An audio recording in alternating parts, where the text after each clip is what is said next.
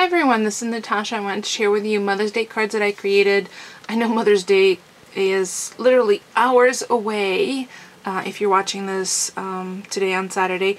So in the US, Mother's Day is tomorrow, May 12th, Sunday, May 12th. So I had pulled aside a couple of pattern papers and chose a color palette that I thought would be pretty for Mother's Day. So this is what I created. Let me just show you. These are all three of these are A2 size standard cards, which is 4 1/4 by 5 1/2. And I know I always repeat myself, but for those of you who are new to crafting and card making, I'm hoping that would be valuable information. I used pattern paper from Die Cuts with a View, which is the stack, the Essentials stack, and it's 180 paperweight sheets in various colors. Really nice. I picked this up at AC Moore. I was on sale for $3. And I used white intermittent white layers underneath the pattern papers. The doily was cut from Lifestyle Crafts doily die, and it was, I think, this third from smallest, third from largest, the middle-sized die. Just right. And then I ran that through a script Cuttlebug folder, which gives a really nice dimension and texture. Then the flowers that I used are the mulberry carnations designed by yours truly. I finally pulled them out and used them, so I used the mixed purple lilac pack and the off-white. And off-white, I actually did do a comparison between the off-white and the white, and I preferred the way off-white looked versus the white, even though the cardstock base is white. So I don't have any distressing of inks. The only ink that I used is the VersaMagic Eggplant chalk and the Studio G tiny little, there you go, tiny little, I don't know if there's a name on these. They look like tiny little typewriter keys. So I created itty bitty teeny tiny little mom stamps, and I punched them out using a excuse me, a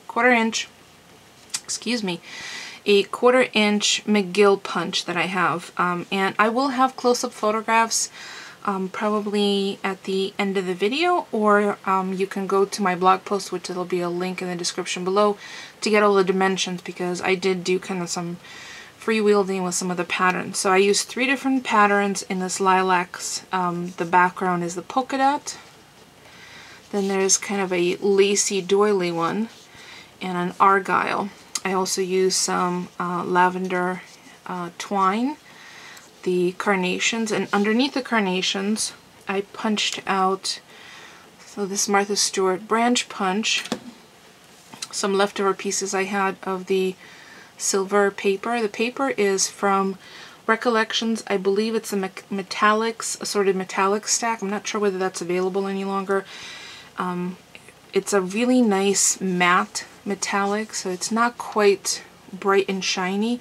It's a nice matte, so I included that, and that's also what the little punch is punched out of, and that's also a McGill scallop punch, the one I just received recently as a replacement to the one that wasn't working anymore. And then there's a tiny little butterfly, which is a little iridescent butterfly, and it's from the Mixed Small Butterflies pack.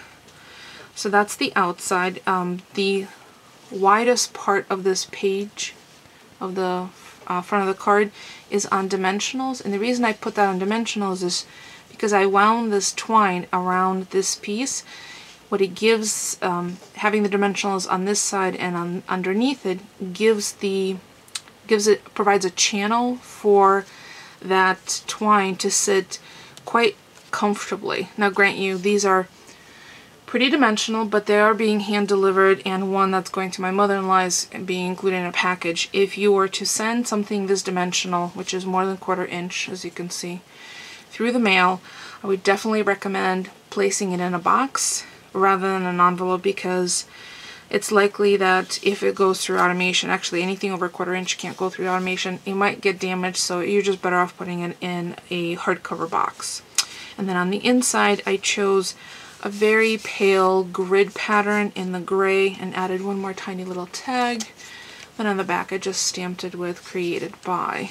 So as you could see, all three are pretty close with the exception of one. I have 2 white and a purple, and 2 of them I have 2 purple and 1 white of the carnations. And that's because the purple assorted pack, the particular purple that I chose to use because it matched the paper the closest, was definitely, it's the one I really wanted to use. There was 5 of them, so I ended up needing to use one that was in the reverse. So there you go. If you have any questions, please feel free to ask. Don't forget to thumbs up. It's free for you and it helps me out. Don't forget to stop by Wild Orchid Crafts to see what the other design team is creating.